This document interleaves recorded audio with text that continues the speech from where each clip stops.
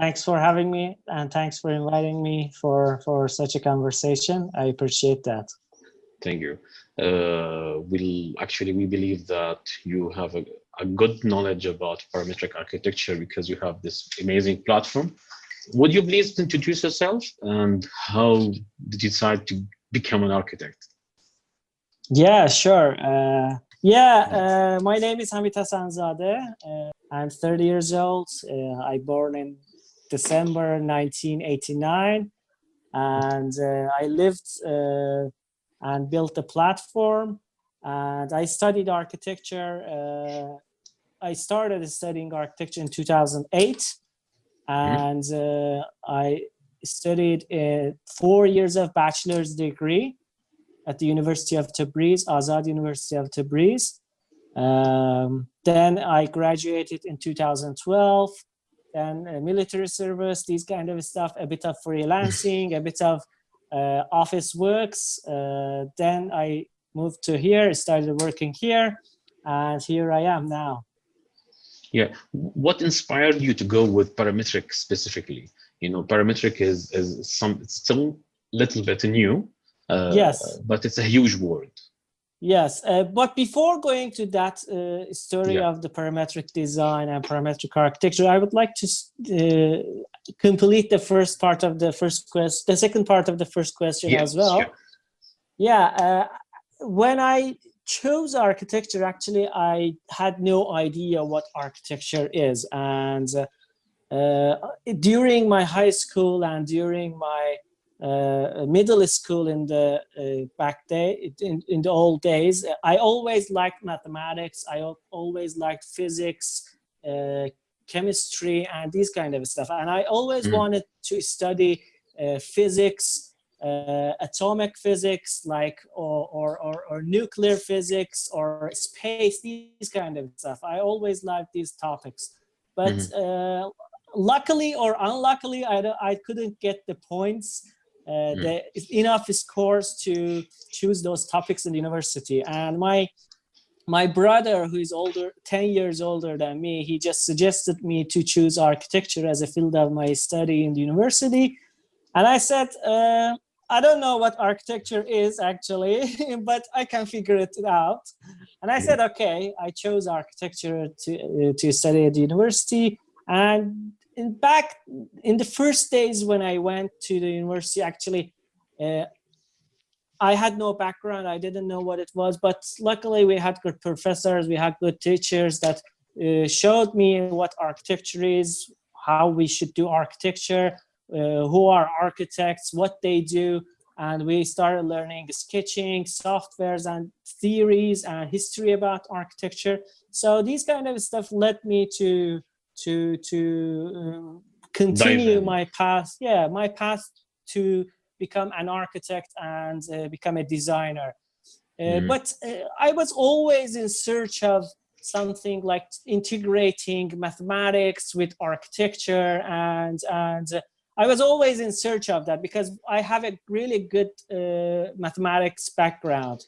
When I came to Istanbul and I started exploring other worlds, I started having unlimited access to the internet. Actually, this is one of the privileges of the internet as well. I had unlimited access to the internet. I had YouTube, and I started learning everything from YouTube. I searched about those topics as well. And before that, I was seeing certain type of designs from Zahid architects or those famous architects, and I was wondering how they do create these kind of forms, geometries, like spaces. And when you experience these forms, you can just or when you experience these spaces, you just fell in love with this kind of stuff. And it was always a question for me. When I had the great chance to have an unlimited internet access, I started exploring the world, like exploring the architecture world, media world, like parametric world. I had the chance to get to know about parametric design. And by the time that I was reading about these and learning about these stuff, I thought maybe I can open a page on Instagram and call it parametric design, parametric architecture, and share my own designs over there. Like I was learning and I was doing basic ideas of parametric design. So this is the beginning. Yeah, this is the beginning and very beginning. And actually, if I want to go very specific in details, what happened, and I opened this page, let me just speak about that one as well, because I think it will be inspiring for you guys. Yeah. I was sitting in the office in 2015. It was like October 2015. After 5 months that I came to Istanbul, I was sitting in the office. I was working in the office. I was trying to model a specific type of form on 3ds Max, but I couldn't model it. Then I started searching on YouTube how to model it. I saw a couple of videos. I saw a girl, I saw a Spanish girl trying to model a parametric model. And I didn't know what she was talking about, but I said, I can just watch what she's doing and I can model it on my own. I did it, and it was a volume select component on 3ds Max, which you would just define small objects and you can just easily change their sizes according to attractor point. I modeled it, and then I said, maybe I can do this over a canopy or installation or something like pavilion, these stuff. And I think this is where architecture starts. You see something and inspires you, that thing inspires you, you just started to apply it in architecture scale or interior scale. And I did it. And I modeled like a couple of installations, pavilions, like I did animations and these stuff. And in that time I said, oh, okay, that looks something like maybe I'm interested in. I continued that path, and I read about parametric design. I read about parametric architecture, computational design, the histories, and I was growing. I was educating myself on that profession, on that field area. And it was 11 March 2016. I was sitting in a toilet. Yeah, this is real. I was sitting in a toilet in the office, and I said, maybe I can open up a page on Instagram to publish all my works on Instagram as parametric design. And I said, okay, let's just open it. I signed up for my own account. I signed it as a new account, parametric.architecture. And I came back to my desk in the computer in the office, and I started designing a logo, PA. I just randomly wrote a PA and threw it on the Instagram, and I started uploading those photos and videos which I modeled, and it just got great attention at those first days. Actually, I got 30 followers, like 40 followers, a couple of likes. Then I uploaded videos. It just a lot of other attentions as well. Then I did this for 10 months, and it gave me a kind of energy to continue my path as a parametric and computational designer. After 10 months, or not, it was 9 months actually, I reached 10,000 followers, and I said, okay, I can't continue this by posting or publishing one project per week. Maybe I can publish other designers, other works, other architects' works as well, to share the information and stop being selfish. And I said, okay, let's just share the information. Whatever I learn, I will try to teach to my kind as well, who are trying to learn something new. And I think that point my life started to change, because I stopped being selfish and I started sharing knowledge and information, yes, on this field, without being selfish or without being like, I know, you shouldn't know. I stopped these mindsets and works, and I shared, and I shared a lot. Like I was posting, like reading about projects, I was writing about them, sharing these projects. And by the time it just grew, and I reached like 80,000, 70,000 followers, then I started visiting offices, architecture offices, visiting famous architects, and starting live sessions with them on Instagram, interviewing with them.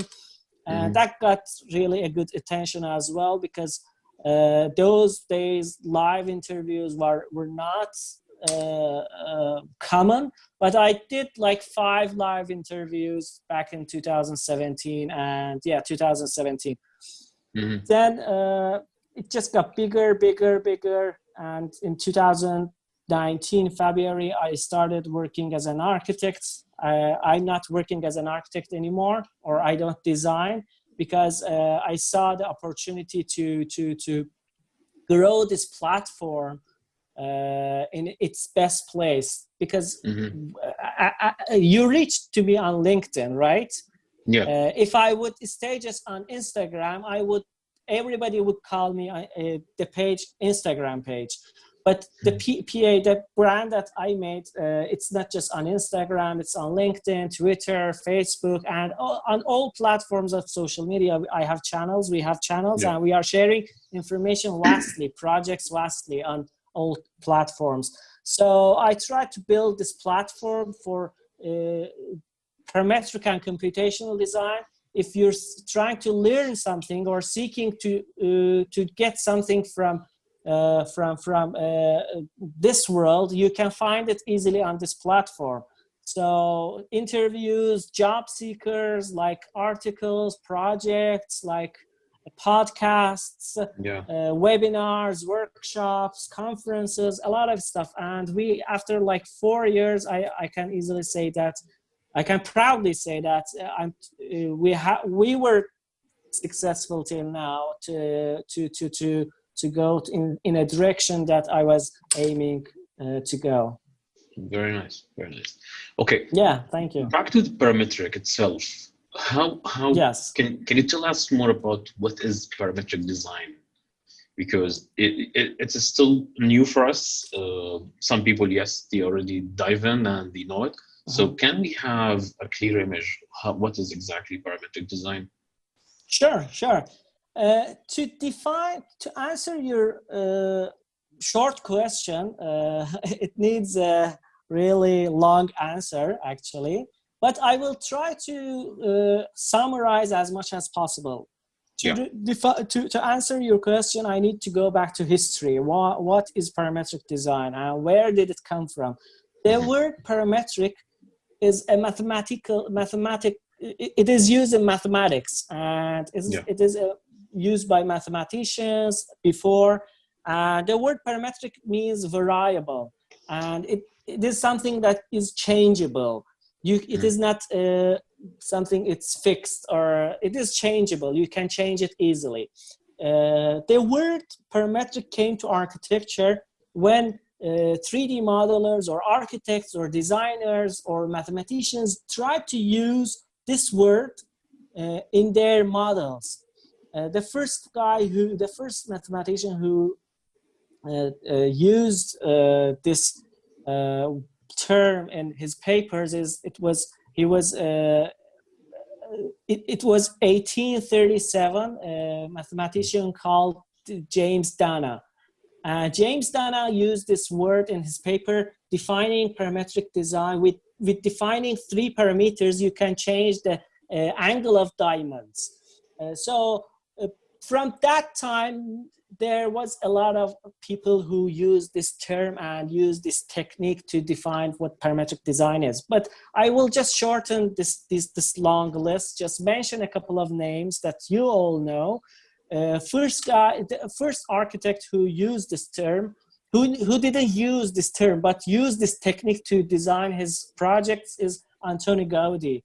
Antoni Gaudí was like a genius, and he had a really deep background in mathematics, and he had what we see from his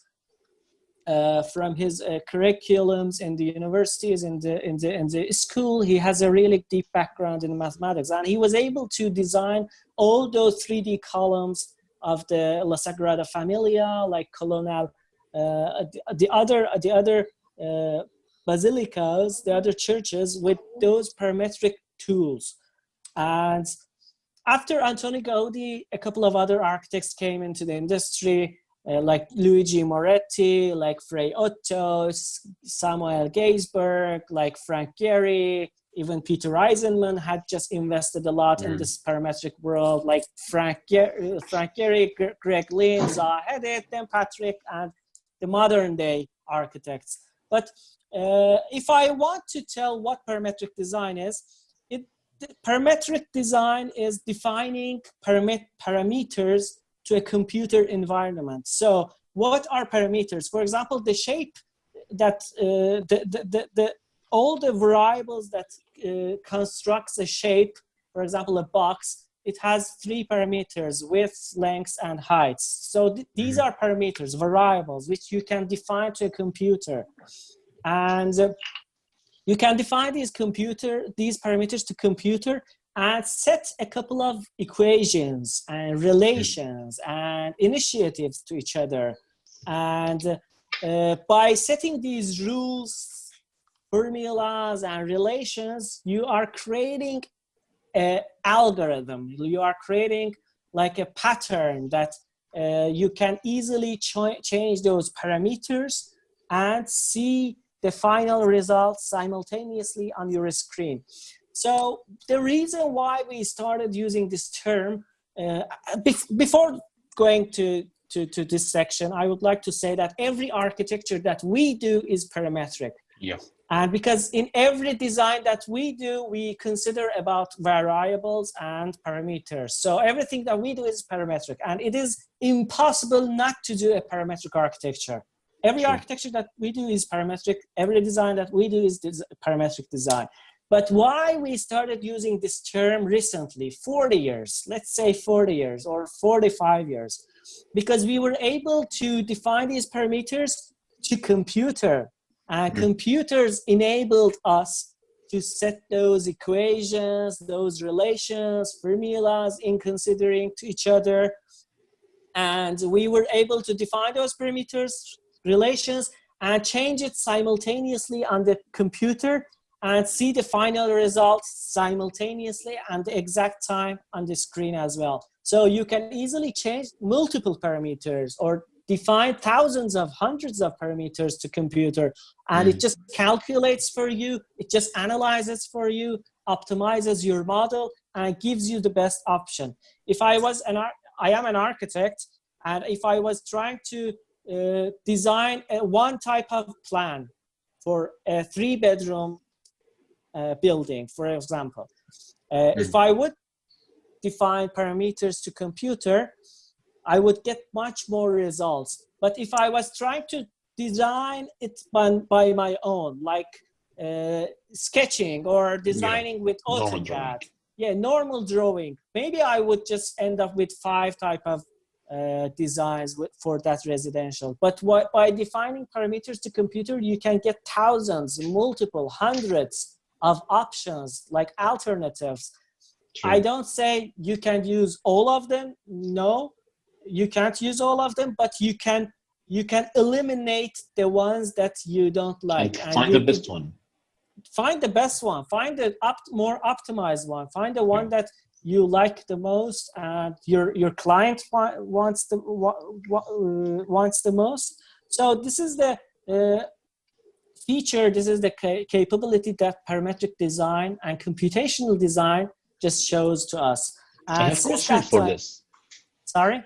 Yeah, I have a question on this one about the generated designs, let's say. Yes, please. So these generated designs, whose responsibility actually to set up these parameters? The mathematicals or the architects, or both? Let's say this: it's not mathematicians, and now I think we need to have we have to define computational design as a new discipline. I think we have to define computational and parametric design as a new discipline, because without knowing, and those guys should know about the design, and those guys should know about the architecture. The computational, Yes, because if you want to just work with computer software, you can't just pass that architecture feeling in your design. And the conversation between computational designer and architecture should be easy, should be like very common, understandable. And I think it's architects that defines the parameters by the help of computational designers, by the help of parametric designers and the architect. So we need to see these things as tools. Like parametric design is a tool, like a pen, like a pencil. You can write with pencil, or you can write a letter with pencil. You can write a poem with pencil. That's the difference between using the tool as writing to letter and using the tool as writing poem. So architects should use these tools to define his spaces, to find the more optimized shapes, find more optimized like solutions for his challenges, for his questions in the projects. Yeah. This is very interesting, actually, explanation, because we didn't go to beyond about computational designs, let's say, and having a certain discipline, a specific discipline for that. Yes.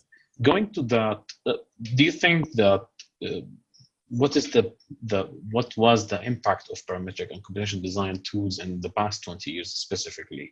Because we've seen a lot of softwares, we've seen a lot of programmers, architects, and the famous architects that we know about, you said their names. Actually, most of them are way high-end experience and very long experience, like Zaha, Frank Gehry, and so on. So these are not a new branded, or let's say graduates or fresh graduates, people who've been in the architecture, let's say manually, and then they learned how to use these softwares and even their teams, their offices. So where do you think this going, how it was in the past 20 years and how it's going to be in the future? Yeah, I think in the past 20 years, back to 90s and the first days of digitals, I think it had a big impact, and it made a paradigm shift from drawing like on papers to carrying all this handwork to computers. So that was really a big paradigm shift.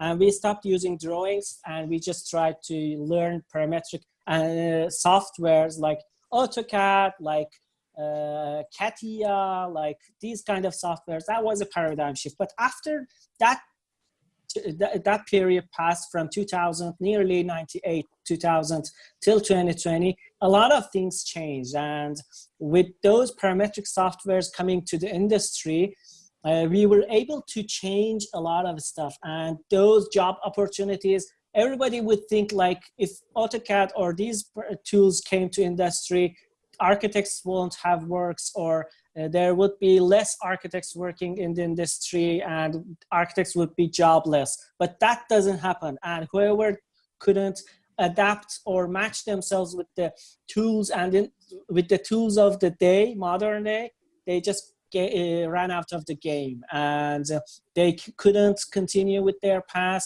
So you need to adapt yourself with the design tools that you have in your era. So after the 2000s, when Revit came, Rhino came, 3ds Max came to the industry, those softwares just really boost up the way we were seeing architecture, the way we were modeling, the way we were presenting architecture. So those first day, everybody was just using these 3D models, these digital tools to present. But after like 5-10 years, we learned how to compute the design. The computing design is very, very important term that everybody should take care of. Like everybody should learn about it. Computing design is something different than using computer to design.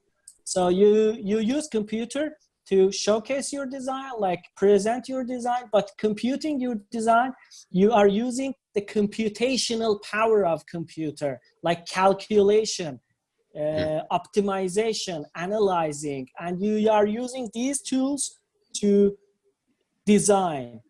So this is the major difference that happened after we had these tools in our hand. Like Grasshopper came to life in 2008, like Revit came to life earlier than that. So these had a really major impact how we were designing our facades, buildings, calculating this stuff.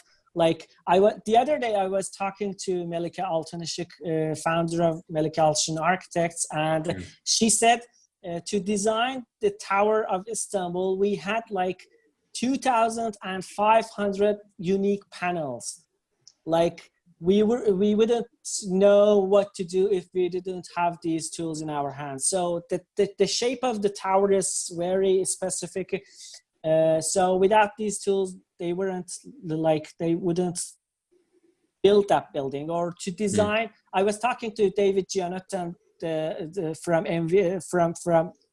OMA, and he told me that to design a certain kind of stadium, we had around 2,000 laws from FIFA. So how we would design our stadium considering these laws. So we used, how to adapt it according to VU or 2,000 rules. Like it's not just one, you can just draw it.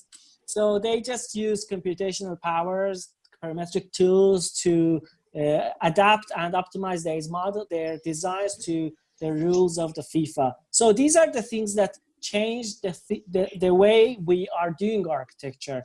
We are using these tools to create more optimized and more adapted solutions for our projects.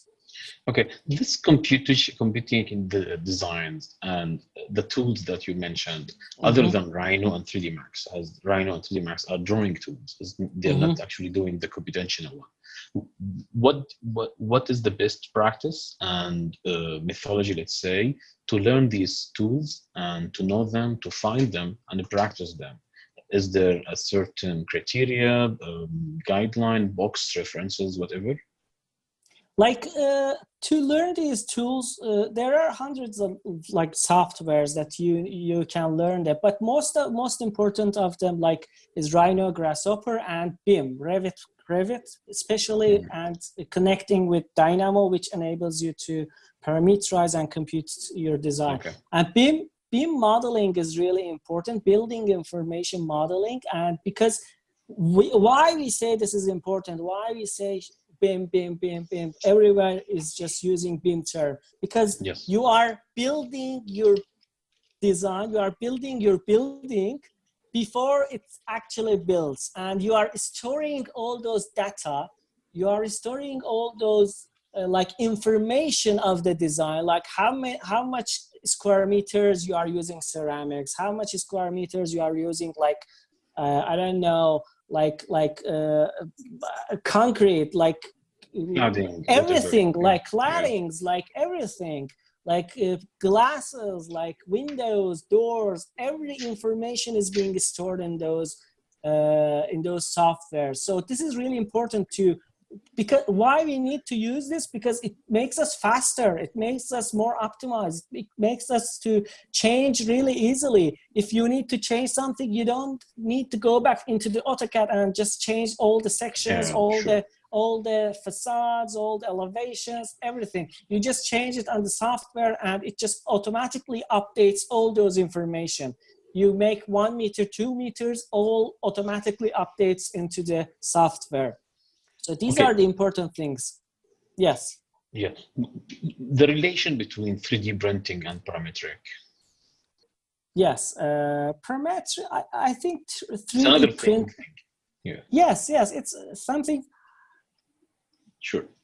The thing that we have 3D printing in our industry, it's so amazing. The first 3D printers were made by dentists. And this is really interesting that all the tools that architects have for themselves, they are not built for architects, and they are not built for architecture as well. Like, so we are using other tools. Exactly, we are using other disciplines tools. Like 3D printings were built by dentists to 3D print tooth, like automatically. Or crowns, yes, recovers everything. Like CATIA software was not built for architects; it was built for aerospace industry. Like Rhino was not built for architecture; it was for a car industry. And Revit was not for architecture; it was for engineers. AutoCAD was for engineers. So architects are always in the search and exploration to bring everything from other industries to their own industries. And 3D printings and parametric, I would like to define that before architects used to draw notations, like drawing actual drawings, like we were drawing notations like papers, and we were giving them to builders. They were building the building, and we were not involved in the building process. Maybe they would ask questions from us, but we were not building the actual building. So there was a huge gap between architects and builders. Whatever you were designing may not end up the same design. So 3D printings, when 3D printing came to life, this gap started to be small, to make this smaller, like smaller. And practically we can 3D print. I believe that we can 3D print a teapot. We can 3D print a one bedroom house. We can't 3D print a skyscraper. I really believe that. Maybe in the future we can. But why architects started using 3D printing technology and those robotic 3D printings, this stuff? Because they are trying to reduce this gap. And they are builders themselves as well, like architects who build, architects who 3D prints. So when we start 3D printing our houses, like 2 bedroom, 3 bedroom, 2 floor, 3 floors, that would be game changing actually, with connecting these parameters together to creating like multiple type of facade, multiple type of plans or houses. Let's say like this: in the future, everybody will be their own architects, like their own houses architects. Maybe after 50 years or 100 years, there will be platforms like I'm a normal citizen. I want to design my own house. I don't need to go to architects. I use an online platform to generate a type of plans that I really like. I change those parameters, like bedroom comes here, kitchen goes there, and I set rules. And these systems and platforms are designed by architects, and I use those platforms to create a plan. Then I use the platform to calculate how much it takes to 3D print that house and how much will be the cost. So this platform offers like $10,000. The other platforms offers like $12,000 as a product. Yes, like a product, They will choose the textile and customize it and have it next week. That is the future that we should go there. If we don't go there, tech companies will put the hand on these sections. And if architects don't do this, other industries will come and do this for architects.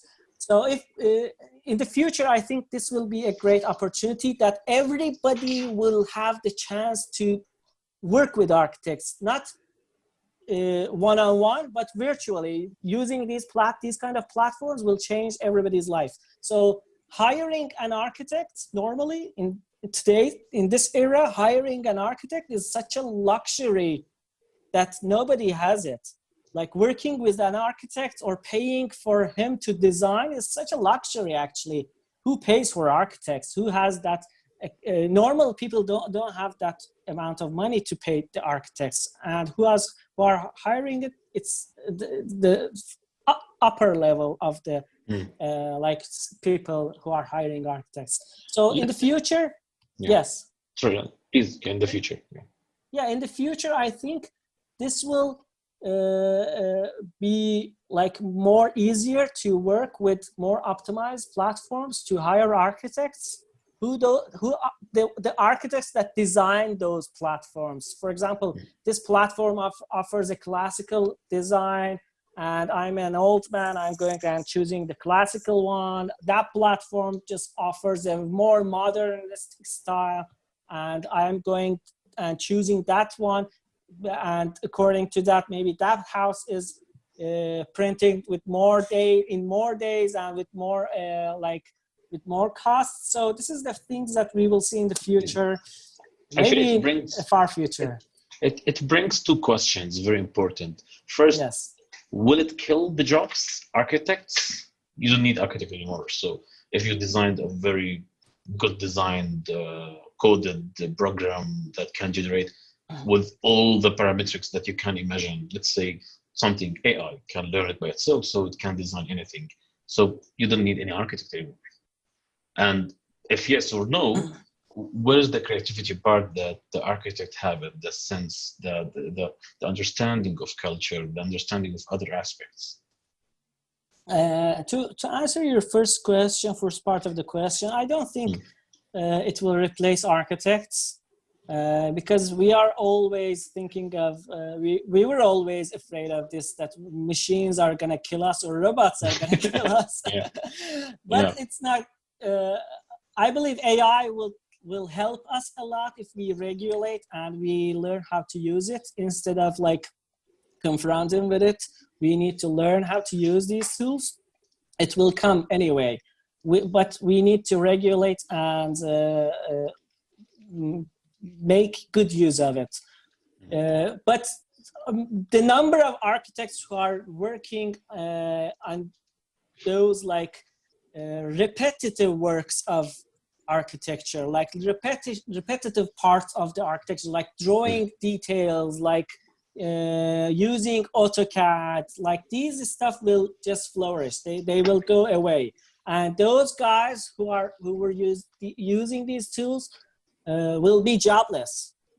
Yes, they will be jobless. They need to shift to another stage. And you don't need to spend your time drawing AutoCADs, but you need to spend your time to design that platform, to design that how to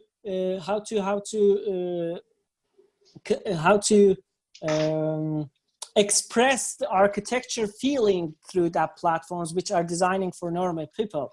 I think that that will be the opportunity that these tools will bring in the future. The architects will just put their times on better things, on better solution to more valuable solutions, not on those repetitive type of the works.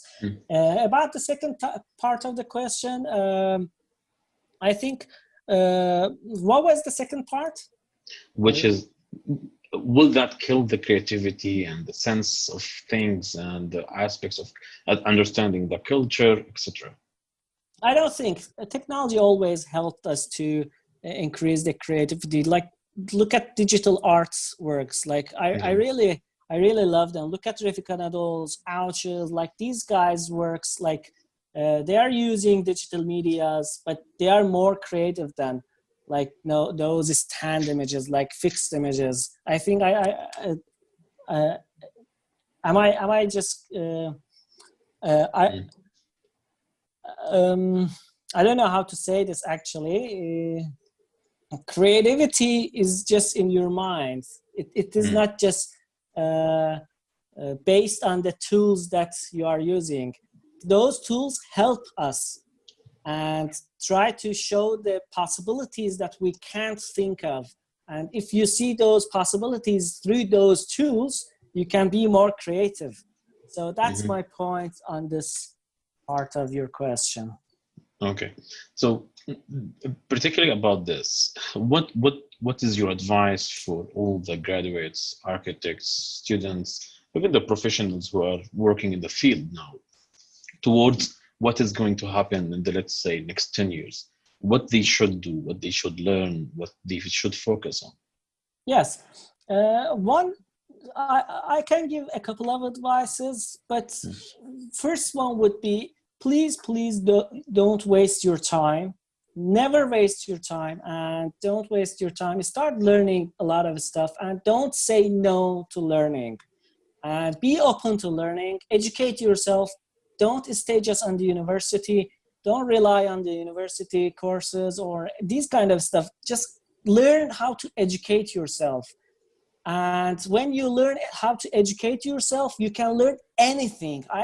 I mean anything. You can learn anything. If I'm standing or sitting in here in front of you talking to you, that's because I really didn't know any line for my or any limitations for my learning capacity. I really don't like to read to learn, but I really like to hear or watch or read something on the internet and learn. I think you shouldn't set any limitations for your learning capacity. The second thing I should tell you, I can advise is just try to use and learn the softwares that you are living in that era. Like those tools will help you to be more faster, be more optimized, more come up with more solutions, but productive. More productive, but don't just stuck into the software. That is really important to I need to mention it. Don't stuck into the softwares. Don't do the things that because the software offers you, but try to find the logic behind it. Try to find why you are doing this, why the software shows this, why I need to use it. Don't stuck in that point. And if you are an architect, whether you are a graphic designer or interior designer, put your own whys, put your own solutions through those softwares and use those softwares to find your solutions. And the third thing that I can teach, I can advise for youngsters and graduates, use social media as well. And because social media has the capacity to show you the things that you are not aware, or you are not able to go visit some buildings or these kind of stuff. Don't stay in front of social media. Just use it in a good and positive way. Okay. Before we start the questions, we have plenty of questions from our attendees. So because the time is running, we have Engineer Atif with us raising his hand. Okay, great. Thank you. Okay, Atif. Okay. Sorry. Salam. Yes. Assalamu alaikum. Salam. Yes, Atif. Hello. Hello. This is Atif. Hello, Atif. I don't nice see your face, actually. Should I see your face? I don't have. No, it's okay. I don't have a face. No, it's okay. Okay. Yeah. Well, first, thank you so much for sharing your knowledge and speaking to us the way from Istanbul. You're welcome. And I enjoyed the first part of your talk. Of course, the rest of the talk is enjoyable, but I think the roots of the whole issue is in your tendency to, and this is about you now. Then I will move to the issue itself. Leonardo da Vinci was a person who was very good in mathematics as well as in creativity and art. And that's why we see him swinging between those two worlds in all his work. And I think the whole discussion, I have to state from the beginning that I'm a bit cautious about parametric design. I'm not in that camp yet. I observe it. I studied architecture, and it's exactly the same discussion we had when we entertained the idea of using AutoCAD or just drawing by your hand. It's the same painful, experience. Yes. It's the same discussion of, are we talking about the tool or the process? Okay, yes. And probably it's a phase in an architect or a designer growth. At the beginning, they fall in love with tools because tools make them great things. But then eventually they understand the truth. That you know, it's just a Walter Gropius, you know, the Bauhaus master, he said, any machine is nothing but a refined hand tool. So even your like supercomputer is just another expensive pencil.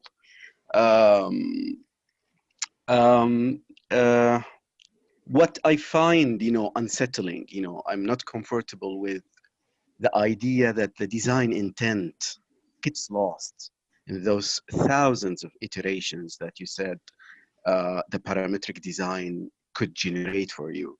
And that is, you know, a lot is not always better.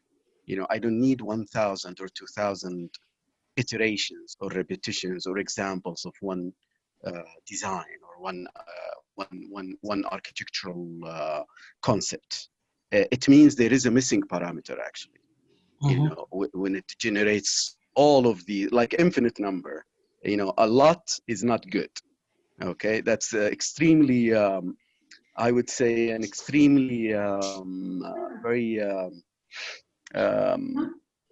you know, when you can't have enough of something, it's a lot of consumption for the ideas, very greedy. Okay, and architecture is about the economy of means, not having like a million examples just because you have a supercomputer and you can just feed it with all those parameters. So there is a missing parameter there. I'm sorry if I take too long to make a point, because I think this is the right time for it. We are in the middle of this period. Maybe in 10 or 20 years from now, this will be history. But you know, to have a lot of the same thing is not really good architecture. I think there is something missing there. Again, you know, I'm not dismissing the tool because it's just another tool. You know, we have to use it as a power of good, not evil. And again, it doesn't mean architecture. I'm still looking for what architecture is. There is, again, that missing dimension that nobody put his or her finger on that will create architecture. If you go back even like hundreds of years ago, there are typical mathematical problems in architectural history, like, you know, the towers of Maragha in Iran. You know, they had like a very complex, you know, mathematical problems that even now with computers you cannot solve. But, you know, those craftsmen, you know, they were masons. They were able to solve the tessellations, you know, the repetition of the complex shapes just by hand, you know, by trial and error. Okay, if you want to like reverse engineer it, I don't know how long it will take, but it was, you know, that getting there. You know, architecture is not always about, you know, having the best software and like the latest Intel, you know, chips.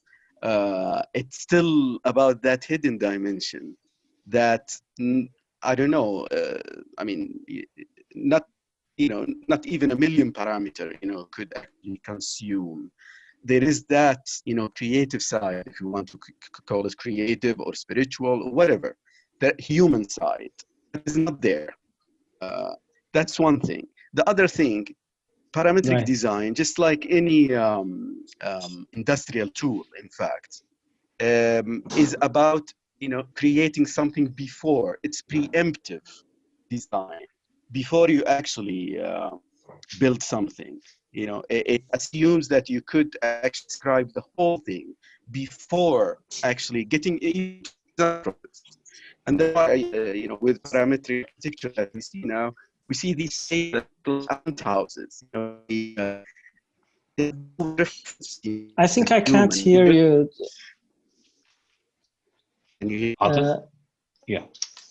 Yes, now. Muhammad? Okay. Yes. I don't know. Your voice was not clear. Okay, can you hear me now? Yes. Yes, now, yes.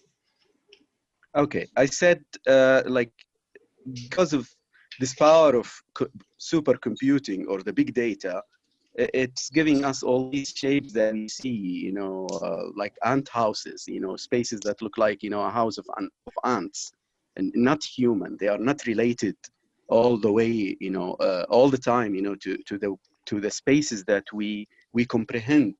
And, you know, it has no relation to our culture sometimes.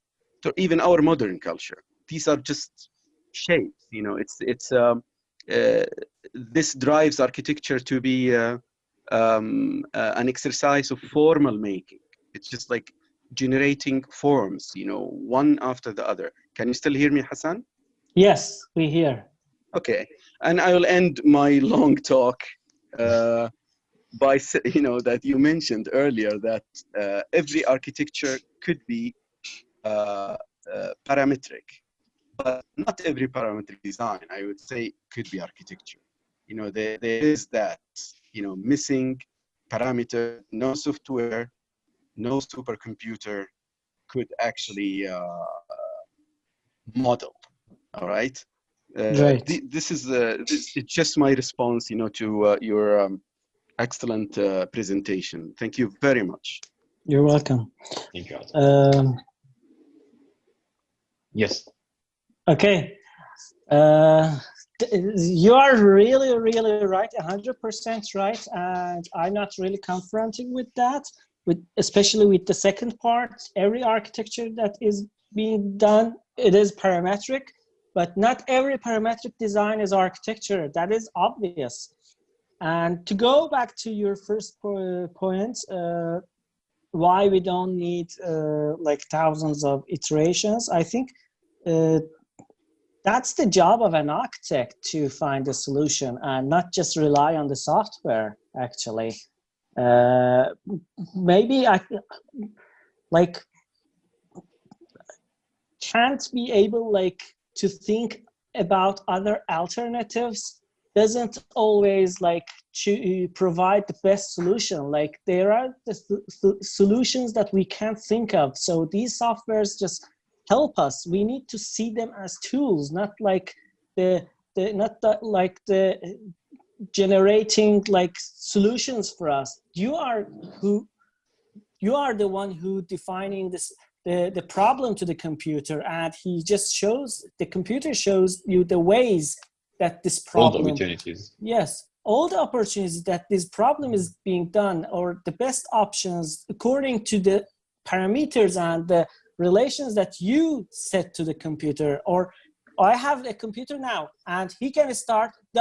Can he start to calculating by himself? No, I'm the architect. I am defining the values. I am defining the parameters to the computer, and not thousands of those iterations are useful. Definitely, like you are eliminating thousands of them, you are choosing just 3 of them, and you say, okay, this is the best option, maybe we can proceed with that, and it makes you just faster. And why we need to be faster, why we need to, like, there are thousands of crises coming with the future cities in the, like, everybody is trying to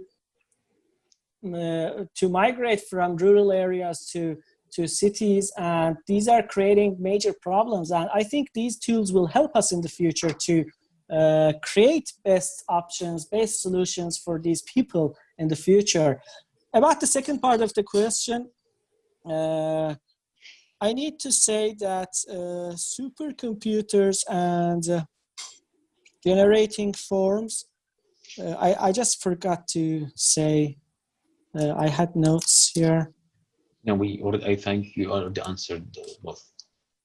Yeah, what was the second part? I really noted here, but I can't read my own handwriting. No, actually, I think he's Atif already. Atif is here? Joined. Yeah, he's here, but yeah, Atif? No, I think he left. I can't see him. Just a second. Okay. Yeah. Okay. Let's go to the questions because we have plenty of questions. I have from Marty. How or where can we be more exposed to the manufacturing and execution phase of parametric design, knowing the way of proper assembling? Can you read it once again? Okay. How or where can be more exposed to manufacturing? Can we be more exposed to manufacturing and execution phase of parametric design, knowing the way of proper assembling? Okay. Let me just answer the second phase of the Atif's question. I just remembered it. Yes, okay. yes. Keep this question. The type of parametric and computational design that we see today and during the 10, 20, 15 years ago, it was just focused on the cosmetic and the beauty part of the computational design, because we were able to construct and model those forms like curvatures, like so we were very small impressed units. with the tools. Yes, we were very impressed with the tools. That's why Mario Karpov calls this age the first digital age. And from the second, like 2012, 2013, from today and on go, we are focusing on the simplicity of the cosmetic or the beauty, and at the background, the complexity. Like we are hiding the complexity at the background of the simplicity of the design. So this is the future of these tools and parametric computational tools that we are considering. That just a very simple example of it is the Tesla's Cybertruck, and this car has really super complex mathematical engineering behind of itself, but at the simple point, but at the elevations or the look of the car is very simple, with those like linear cuts, folding like shapes. That complexity just is hidden at the backside of this simplicity. So I think in the current stage and in the future stages of the computational and parametric design, we will not just focus on the beauty or the form of these buildings. We will not just generate these forms because they are beautiful. We will just use these tools to solve complex problems at the back and just present the simple look to in the architecture and form parts. I believe this will change, and I believe that every architect now has their own style and design styles, and in the future this will just be more. We will see more of these kind of styles, and architects today don't rely on one style. In the same year, an architect can design a very modern building or very postmodern building or a very parametrically designed building. So I think in the future, everything will be more like aware of like these tools and at the back. Yeah. Okay. Your question now. No questions. Okay. We the first question was, how or where can we be more exposed to the manufacturing and execution phase of parametric design, knowing the way of proper assembling? Yes, actually, the way these tools just enabled us to work with other disciplines, like Revit, you can easily work with mechanical engineers, like electrical engineers, and also civil engineers, like structural engineers at the same file. So these kind of tools enables you to be more aware about your design, like how where you're gonna put that column, or where you're gonna implement that facade, how you're gonna implement that facade. All those material companies are providing BIM files to use these BIM files in your design. And when you are making that BIM file ready, you have all the information stored in your model that you can present to the municipality, or you can present whoever you need to present to pass all those regulations. After that, all those details that you are seeing in the screen maybe they are coming to life. And I think in the future, architects will be more involved in the design and also like construction part of the building alongside with other disciplines like structural engineers, like mechanical and electrical engineers as well. Okay, let me give you this question. Okay, this is from Jean Nada. I'm very interested in the integration of traditional architecture like the Muqarnas and computational design, using technology to modernize traditional Islamic architecture, both in design and implementation. in your professional opinion, how soon will parametric architecture be practically used in the built environment? Yeah, we are using parametric architecture and parametric tools in the, as I said, the first digital age, and now in the second digital age, as Mario Carpo says, and his book says, as I said, and the first ages was like about using those cosmetic and beauty side of these tools, and the second, we are using these tools. As I said, we are using these tools. And it's not going to happen in the future. It is happening, and it happened before. So these tools are being used in the industry. About calling, saying a certain type of design, which was in the period of Islamic architecture, I wouldn't call Islamic architecture. That was just a building technique, and that was just a building technique to build all those mosques, all houses. It is a building technique. I wouldn't call it Islamic architecture or Islamic techniques. Those were building techniques which happened to be in the Islamic period of our lifetimes in the Middle East and these stuff. I think those techniques that were used before are really magnificent, and they are brilliant, and we need to encode those techniques and not just copy exactly what they used 500 years ago, 1,000 years ago, not just copy exactly those ones, but try to interpret and reinterpret those techniques and implement them with these tools that we have in our designs. Actually, this is the really important point. Just copying what has been done in the past will not just solve any solution and will not just solve any problem. Actually, it's not a good solution because our problems change, the new problems comes, and every problem is a opportunity to evolve, an opportunity to invent and use your creativity. So using all those building techniques and interpreting and reinterpreting all those techniques will help us to come up with more great solutions and more creative and innovative solutions. Let's just say another good point about creativity and innovation in design and architecture.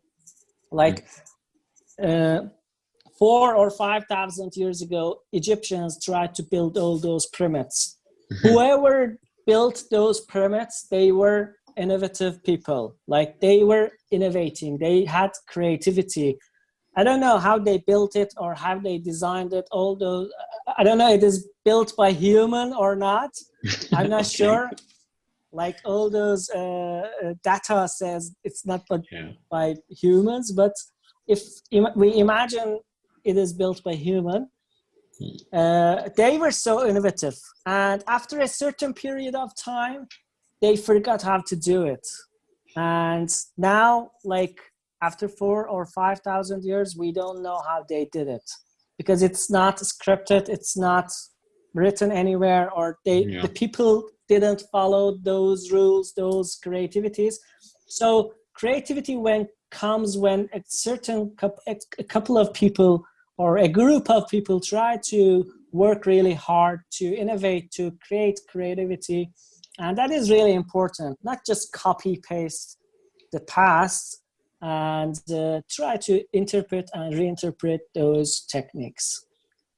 Okay. A bit long answer, but yeah. Yeah, it's okay. We have a good question here from, I think, Inas. I have a question about the link between the parametric design and the possibility of providing a new experience to the user, like an experimental design approach, and second, with the urban design and planning. Yeah, actually, yeah, this is a good question, but these tools are used vastly in all aspects of design, like landscape design, like jewelry design, fashion design, interior design, industrial design, and we have a great sample of using these tools from Zahid Architects for a master plan for Istanbul, which is called Kartal Master Plan. They had really great solutions and great answers for the problems that this part of the city had. They are using this, and I think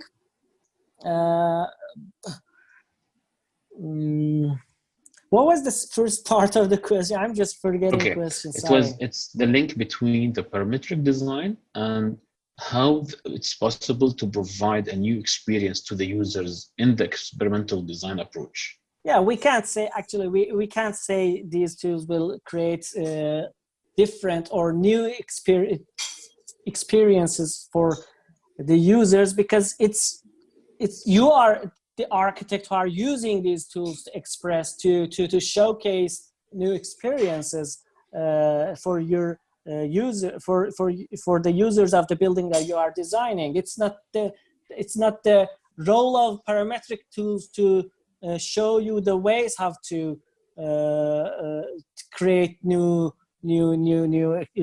like spaces, new designs. They just show you the options. You are designing the experiences. You are creating all those memories that everybody who is visiting your buildings, that just memorize your building, and all those memories just come up with together and create good experiences.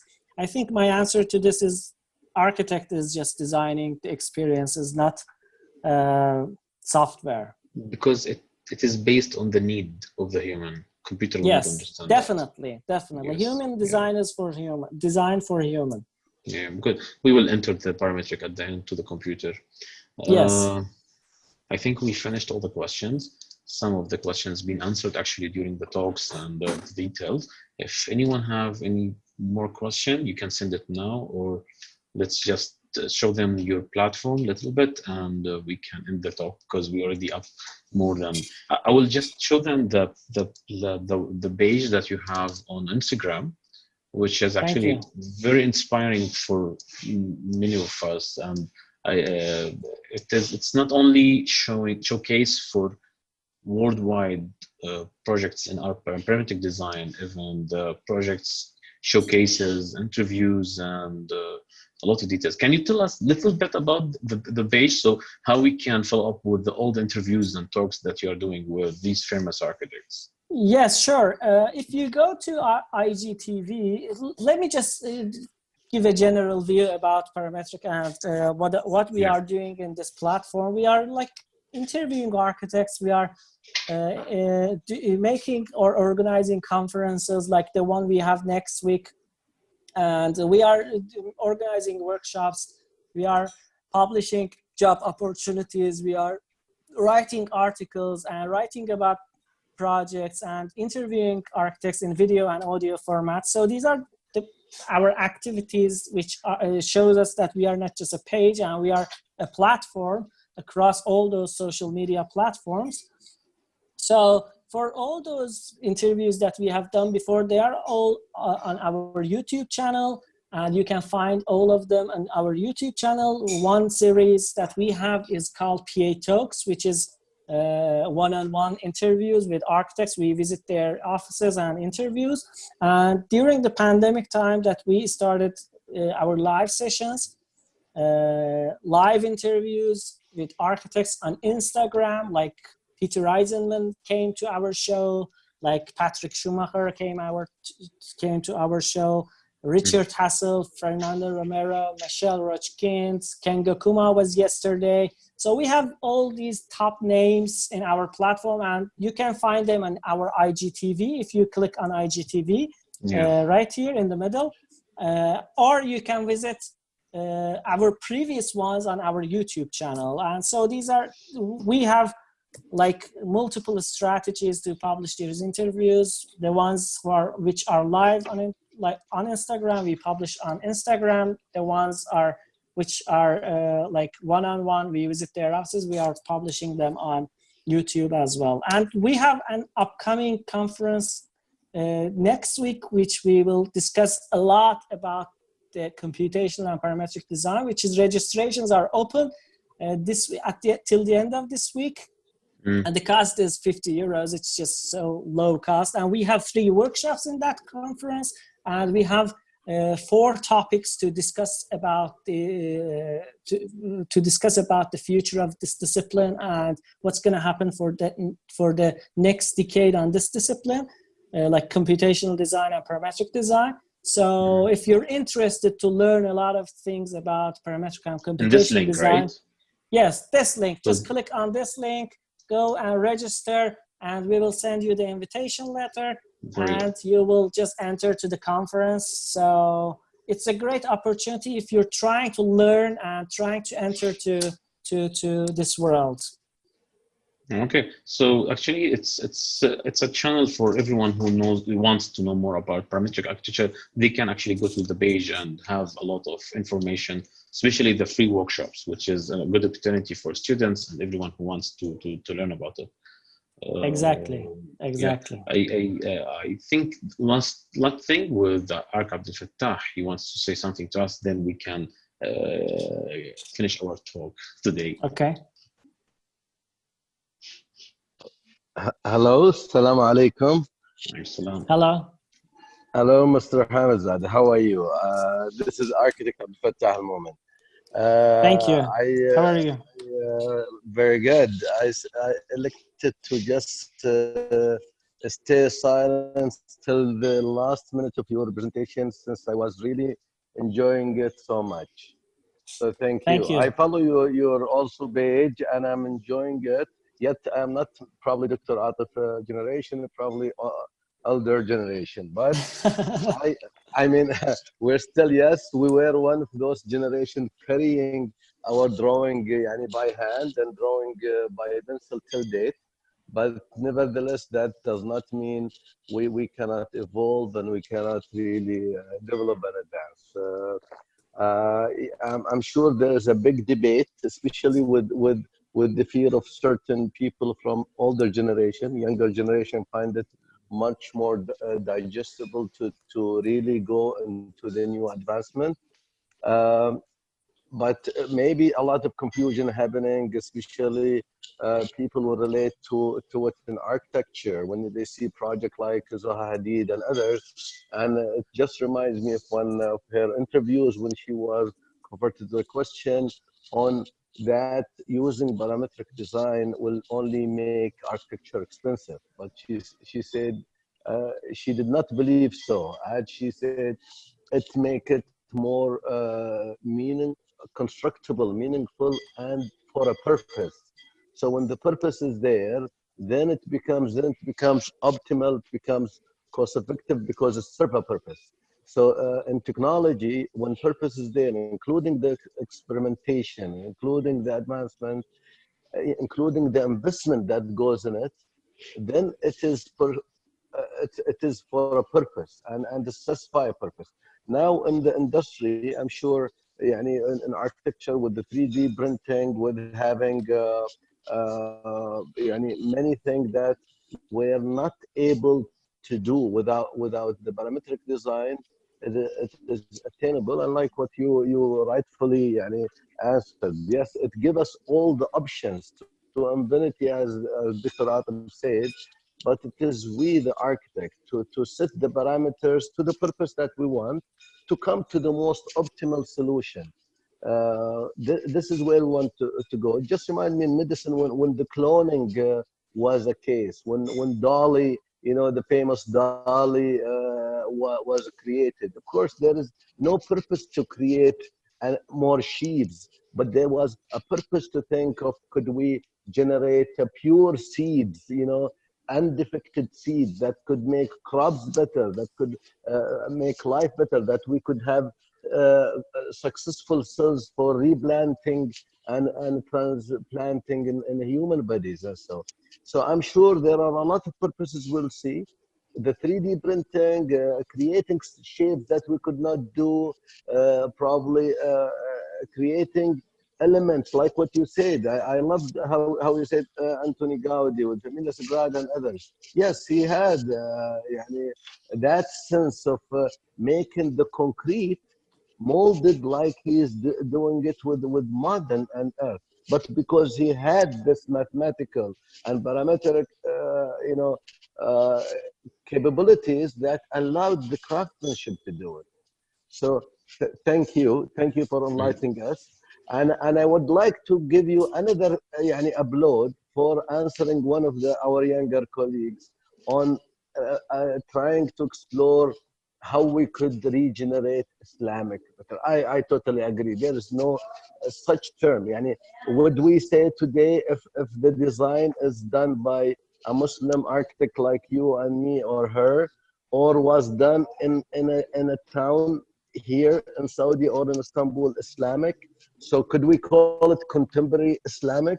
There is architecture. There's no religion, no kind of authentic identity. It is a creative product, built product, imaginative product for a purpose, no matter where it may happen. So thank you once again for even answering a question beyond the lecture. Thank you for also ArchiNet for bringing such a distinguished guest.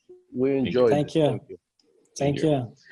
Thank you as well. Architect Hamid, I think we already exceeded the talk times. Okay. Really, thank you again for being with us today, giving this chance of your busy time. I know you have a lot of coming talks and interviews with others, with famous architects, and we will be following you, and we will see how the parametric will be in the future. And I think it's something very we never thought that mobiles now will be with 2 cameras instead of 1, at least. Even we didn't think that we will have a camera even in the mobile. So that back in 15 years ago. So it's something very strange. We cannot actually predict what will happen in the future, and such as the pandemic, how it happened and changed everything. So let's hope for the best, and thank you for your time, and we will see you around soon. Thank you. To end this conversation with you, I really appreciate. Thanks for inviting me, and I hope you enjoyed my talk, and my talk was properly, I hope it was inspiring, and thanks for the invitation, and have a nice good night. Take care. Good night. Bye. Take care. Take care. Goodbye.